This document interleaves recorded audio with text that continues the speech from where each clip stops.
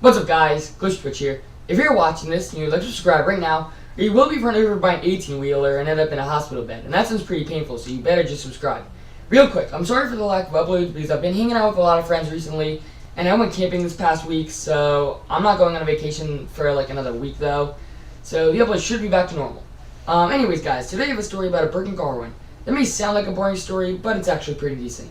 Alright, so this story takes place about a month before school shut down because of coronavirus. My mom had a fairly new car and would sometimes drive me to school instead of making me walk, even though I only live a few blocks away and could walk to school and stop being a bum. So one morning, my mom decided to drive me to school, and we both realized that every time she turned the wheel of the horn, it would quietly go off. I knew this was going to be a problem right off the bat.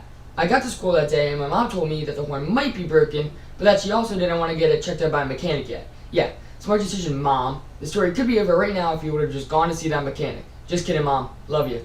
Don't hit me with the belt later, please. Anyways, back to the story. So a few days later, my mom drove me to school again, but this time the horn went crazy. Every time my mom would turn the steering wheel, even if it was just the lightest little brush, the horn would just go off and be super loud. We got a lot of dirty look by drivers, and a lot of teenage girls were looking at my mom with their hands on their hips with that teenage sass. But you know what? It was out of our control, and my mom apologized to all those people, so whatever.